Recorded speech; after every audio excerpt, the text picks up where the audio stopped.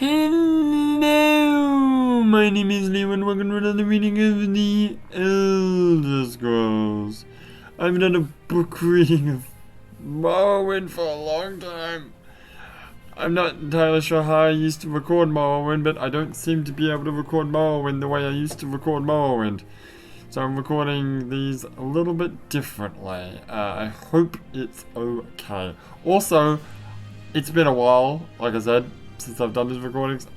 I don't actually remember which books I've read and which books I haven't, and I guess I had a system in this room, but I don't freaking remember what it was. But I'm pretty sure I haven't read this book, so alright. And this is to fill in for a missing Skyrim video. It's not a missing Skyrim video, it's just that yes, I want the Skyrim videos to come out a day later than they are currently, so we're doing this instead. Anyway, back to the reading.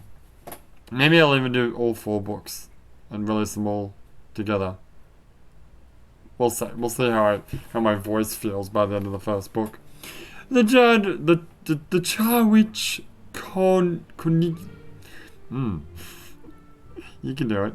Charwich? Yeah. I keep wanting to say Chadwick Boseman. Koniinge. Koniinge. I'm gonna go with Koniinge. Alright. The Charwich Koniinge Letters, Book 1. 6th of Sun's Height, 3rd Era, 411.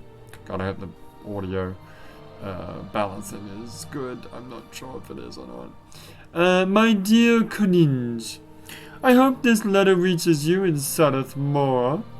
It's been many weeks since I've heard from you, and I hope that the address that I have for you is still up to date. I gave the courier some extra gold, so if he doesn't find you, he is to make inquiries onto your whereabouts. I actually do feel like I've read this book.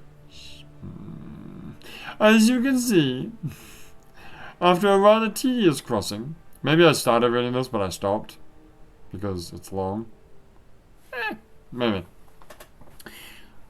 Sorry. As you can see, after a rather tedious crossing, I've at long last made my way from Bohran to my favorite principality in High Rock. Surprisingly literate and always fascinating Cambria. Literate? I at once ensconced myself in one of the better libraries here, becoming reacquainted with the locals and the lore. At the risk of being overly optimistic, I think I might have struck on something very interesting about this mysterious fellow, Hadwarf Nithrir. Got these names. Many here in town remember him, though few very fondly. When Hadwarf Nithrir left, so too did a great plague. No one thinks it's a coincidence. Okay, that turning page is really loud. I'll have to do something about that. Anyway. Oh, quite how many pages are there?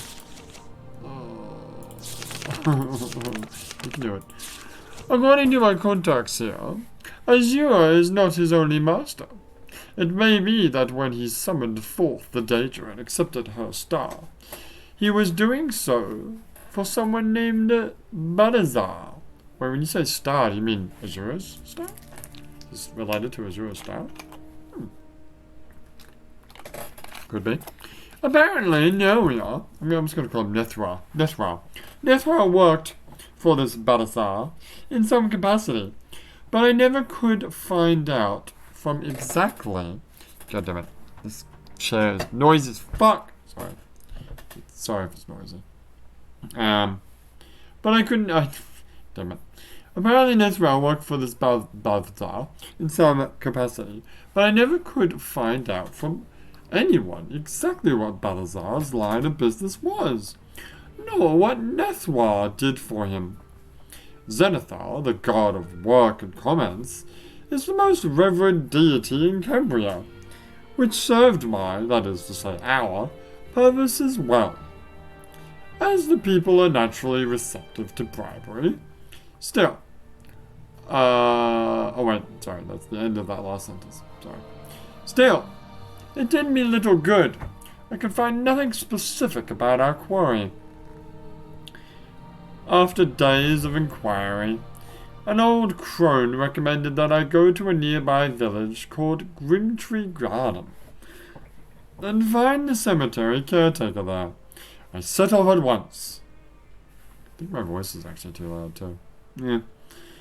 I know you are impatient when it comes to details and have little taste for Breton architecture, but if you ever find yourself in mid-Hierarch, you owe it to yourself to visit this quaint village. I don't know why my voice is changing.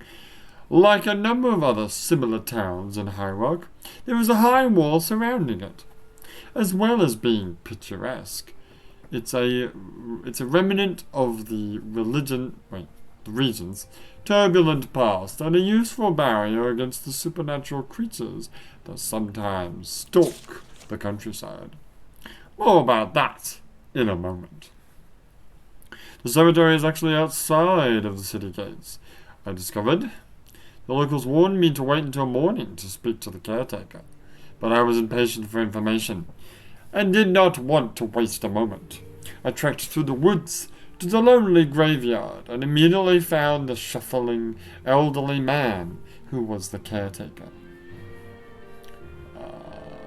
He bade me leave, but the land was haunted, and if I chose to stay, I would be in the greatest danger. I told him that I would not go until he told me what he knew about Hadwaf Nethwa and his patron Balazar. On hearing their names, he fled deeper into the jumble of broken tombstones and decrepit you can say that word. Mausoleums, yes. I naturally pursued. I saw him scramble down into an enormous crypt, and gave chase. There was no light within. But this makes me feel like Daggerfall. I know it's in Hierarch, but it literally makes me feel like the graveyards of Daggerfall, the game.